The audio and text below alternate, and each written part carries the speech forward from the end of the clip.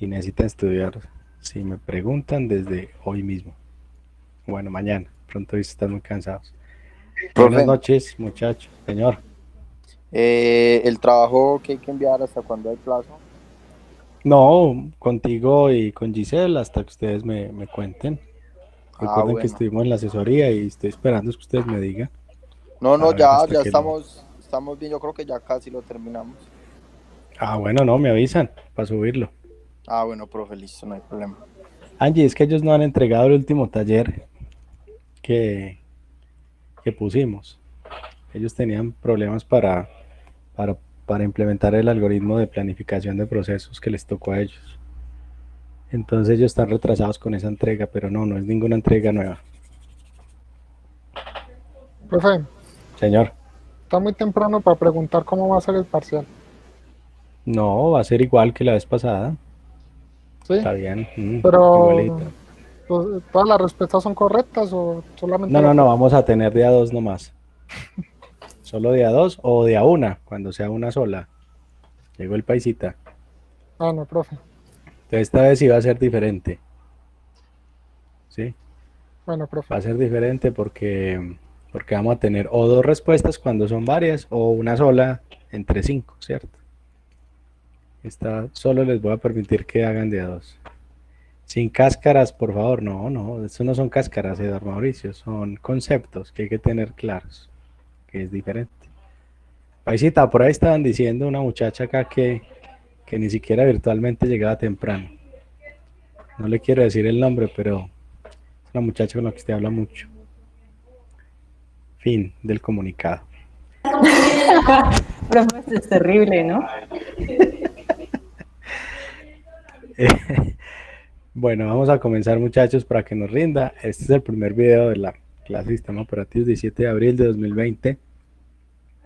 Vamos a mirar un tema muy interesante, un tema fácil realmente, que es la administración de memoria. Listo. ¿Qué vamos a mirar? Vamos a mirar la base, digamos que son los conceptos básicos, que es el intercambio swapping, que es la localización contigua, que es paginado, cómo se estructura una tabla de páginas y qué es la segmentación. Esos son, digamos, los temas que vamos a ir revisando. A tratar de hacer videos cortos, listo. Entonces, a ver, ¿cómo funciona en general? ¿Cómo funciona en general la administración de la memoria en un sistema operativo? El programa siempre tiene que sacarse del disco.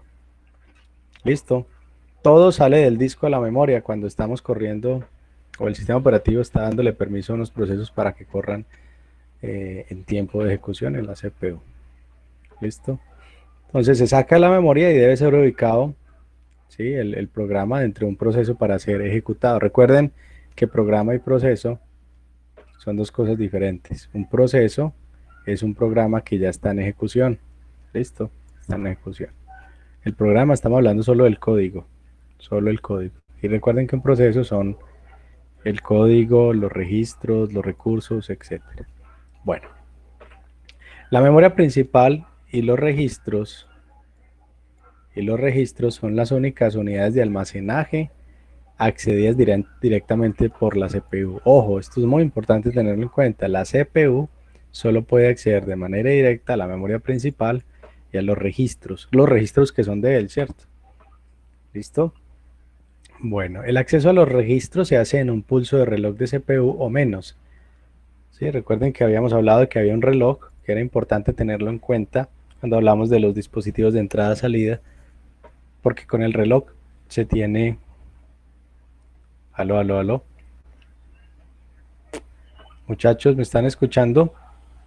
Sí, señor. Sí, profe, sí se Yo sí, escucha. profe. Sí. Sebas, te da tu carre conectarte, porque el resto me está escuchando.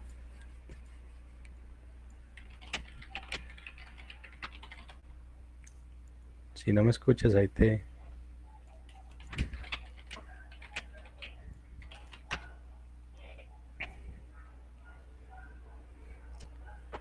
Santiago me escucha, Castañeda, sí, cierto.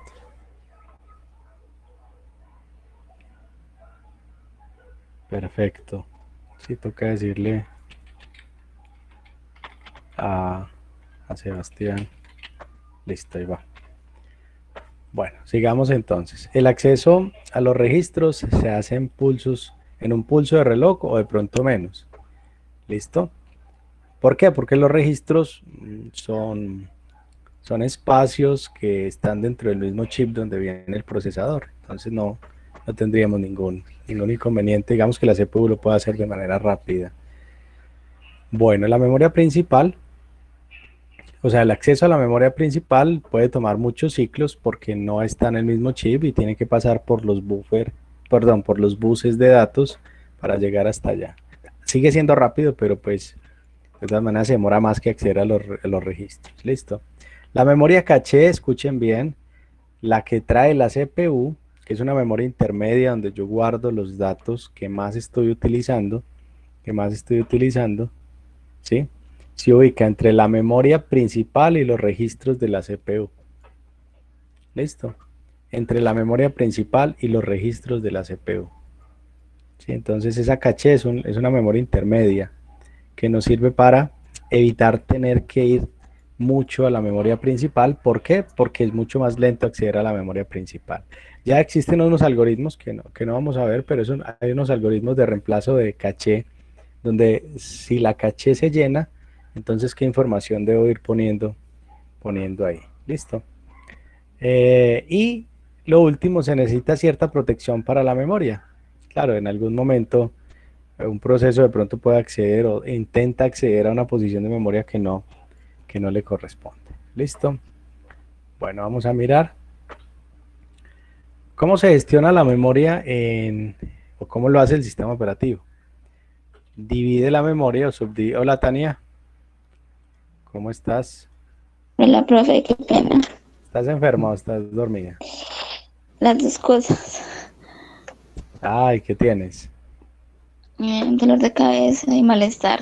Pero no es coronavirus, profe. Bendito, ojo con eso. Nada. Bueno, me avisas si aguantas. Si no, igual le quedan los videos. Hoy no vamos a poner talleres ni nada, no te preocupes. Listo, profe, gracias. Si no aguantas, pues acuéstate a dormir. Te rinde más así y mañana ya miras. Bueno, profe, gracias. Yo le aviso. Ok. Bueno, ¿cuál es la idea de la gestión de memoria que debe hacer el sistema operativo? Subdividir la memoria para acomodar múltiples procesos. Es decir, hay un espacio de memoria que el sistema operativo le va a asignar a los procesos y hay un espacio que él utiliza. Ese espacio que utiliza el núcleo del sistema operativo no puede ser accedido por nadie. Eso sí lo debemos tener siempre en cuenta. ¿Listo? Siempre se debe asignar la memoria. Cuando un proceso está trabajando es obligatorio. Siempre es obligatorio asignarle memoria. Listo, porque yo les repetí esto desde el principio de la clase, lo que no esté en memoria no se puede trabajar. ¿Sí? Lo que no esté en memoria no se puede trabajar. Listo. Se debe colocar el máximo número de procesos en memoria, sobre todo los que están en la cola de listos, para que cuando los saque el despachador, acuérdense que ese es el programa que es dentro de la administración de procesos, es el que se encarga de decidir cuál proceso que está en la cola de listos pasa a ejecución. Bueno, seguimos. ¿Qué requisitos hay en la gestión de memoria? El primer requisito hay que reubicación. ¿Listo? Entonces, lo primero que pasa con nosotros que construimos programas, no sabemos en qué parte de la memoria principal se ejecutará el programa cuando se ejecute. Nosotros podemos, por ejemplo, en C, que se hace mucho, podemos separar un espacio de memoria, ¿sí? Pero no podemos saber exactamente cuál es el espacio o la dirección del espacio en la RAM que se le va a asignar, la que esté desocupada. Eso es lo que sucede. Entonces, ¿qué sucede mientras el programa está ejecutando? ¿Qué pasa? Puede llevarse a disco, que es lo que hemos llamado memoria virtual. ¿Sí? ¿Para qué? Para desocupar la memoria RAM. Entonces yo saco la información de un proceso y la mando al disco para darle espacio a otro proceso que sí realmente necesite ejecutarse en ese momento. Y después, cuando ya se vuelva a traer a la memoria, se le asigna un espacio diferente. Entonces eso es hay que tenerlo claro siempre. Cuando se saca un proceso de la memoria RAM y se pasa al disco, y cuando se vuelve a tomar del disco y se pone en la memoria RAM, no se le asigna el mismo espacio de memoria. Tiene que ser ya de mucha casualidad que ese espacio esté libre y que se lo asigne, pero en realidad la mayor parte de las veces, 99.99%, se le da un área diferente. Listo. Bueno, entonces, ¿qué sucede? Cuando usted lo saca del disco y continúa la ejecución del programa o el proceso, perdón, donde venía, entonces hay que volver a decir, bueno, ¿dónde es que estaban las variables? ¿En qué parte de la memoria quedaron las variables? ¿Sí? Entonces hay que volver a traducir esto o mapear. Esto se utiliza, la palabra mapear se utiliza, porque entonces hay que volver a decirle, bueno, al código del programa, ¿dónde es que están las direcciones de memorias físicas? Porque corresponden, en ese punto ya corresponden a otras. Entonces, les doy un ejemplo. Construimos un programa en C que sume dos números. ¿Listo? Entonces yo asigno, por ejemplo, la variable A igual a 5, B igual a 2, y en ese punto el programa se interrumpió y lo pasaron al disco. Después de que lo pasan a disco, vuelven y lo suben al rato a la memoria RAM, y esos valores de A y de B no se pierden. Pero ¿cuál es el inconveniente? El inconveniente es que quedan en direcciones físicas diferentes, porque el gestor de la memoria, el administrador de memoria del núcleo del sistema operativo, asigna, cada vez que entra un proceso al disco y lo saca, asigna una posición física dentro de la RAM diferente. Entonces el sistema tiene que ser capaz de hacer esa traducción a esas referencias, ¿sí? A esas direcciones de memoria, cuando estamos trabajando sobre procesos que han salido del disco duro. Bueno, sigamos mirando cómo funciona, ¿cierto? Esto de la gestión de memoria. Requisitos de direccionamiento. Recuerden que siempre tenemos un bloque de control de proceso, que eso lo vimos en el tema de procesos. Voy a abrirlo un poquito más para que se vea eso. Ahí se ve mucho mejor. Entonces, de ahí tomamos información, toda la información que necesitemos del proceso. Entonces aquí está el punto de entrada.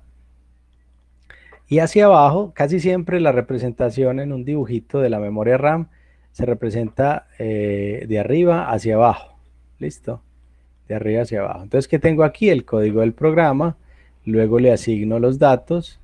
Y la pila, que es una pila donde se guarda información del proceso o de los resultados del proceso. ¿Sí? Entonces, ¿qué suceda? Simplemente, bueno, aquí dentro del programa, pues hay instrucciones que se ejecutan y desde este programa, en esta, permítanme, yo agrego algo desde acá, desde el programa. Qué interesante. ¿Sí? Entonces se hace acceso a los datos para poder hacer referencia. Todo programa utiliza datos. Están guardados regularmente en variables. ¿Sí? Y en la pila, esta pila que hay acá abajo, lo que se hace es guardar algunos de esos datos o realizar operaciones y se guardan ahí, se guarda información para poder trabajar. Entonces, lo que se guarda de un programa en la memoria RAM es el mismo programa, o sea, el ejecutable, el código que ustedes han hecho, los datos, y se guarda la pila. ¿Listo? Bueno, eso es lo que se hace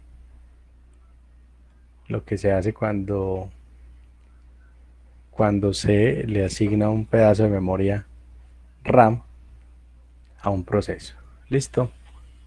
Bueno, entonces ya tenemos qué requisitos tenemos para la gestión de memoria. El primer requisito es la reubicación. ¿En qué consiste la reubicación? Cuando se manda el proceso al disco duro y cuando se vuelve a sacar, se le asigna unas direcciones de memoria diferentes. Bueno. Requisitos para la gestión de memoria. El segundo requisito es la protección. ¿Listo? Este punto acá, la protección. Entonces, ¿qué quiere decir eso? Quiere decir que los procesos no deberían ser capaces de referenciar sin permiso posiciones de memoria principal de otro proceso. Entonces, lo primero que debe hacer la gestión de memoria es que un proceso no puede meterse en direcciones de memoria de otro proceso. Segundo, es posible comprobar las direcciones absolutas, es decir, las direcciones físicas donde está cada instrucción, cada dato o la pila, cuando estamos compilando. O sea, el proceso se compila, el programa, perdón, se compila y en ese tiempo se pueden ir verificando las direcciones.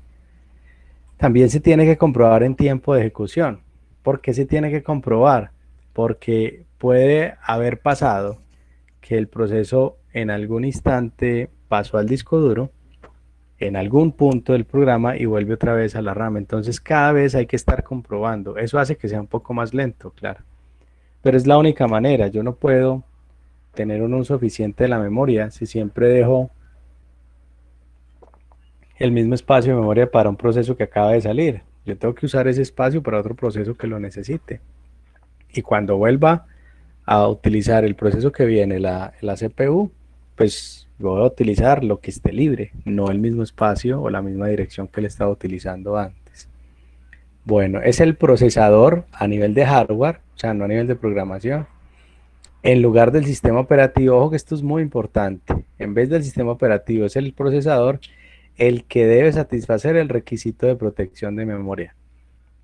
O sea que esta protección se hace desde el procesador, desde la CPU y no el sistema operativo. ¿Sí? ¿Por qué? Porque el sistema operativo no puede anticipar todas las referencias de memoria que un programa hará. ¿Quién es el único que puede saber? Es la CPU. ¿Por qué la CPU? Porque la CPU es el que ejecuta las instrucciones, no el sistema operativo. Entonces, al ser la CPU el que ejecuta las instrucciones, él sí puede anticipar, ¿sí? Leyendo todas las instrucciones, él puede anticipar cuáles son los pedazos de memoria que el proceso va a acceder más adelante. Y como lo puede anticipar, entonces lo puede administrar de manera rápida.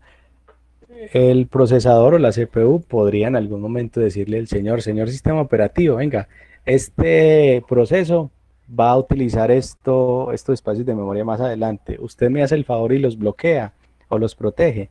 Pero eso sería óptimo, pero sería en el sentido de la administración dejársela todo el sistema operativo, pero realmente se vuelve muy lento el proceso. Si la CPU le tiene que estar informando en cada momentico al núcleo del sistema operativo cuáles son los posibles accesos que hace un proceso a la memoria. Entonces, en tiempo no es muy óptimo. Bueno, ¿qué otro? Entonces llevamos dos requisitos. El primer requisito se llama la reubicación. Siempre hay que reubicar. Muy probablemente los procesos, a no ser que sean procesos muy pequeños y que terminen muy rápido, pero si son procesos grandes y se están pasando al disco, hay que reubicarlos dentro de la memoria RAM y hay que proteger el acceso de un proceso a la dirección de memoria de otro proceso. Y tercero, la compartición. ¿Qué es eso?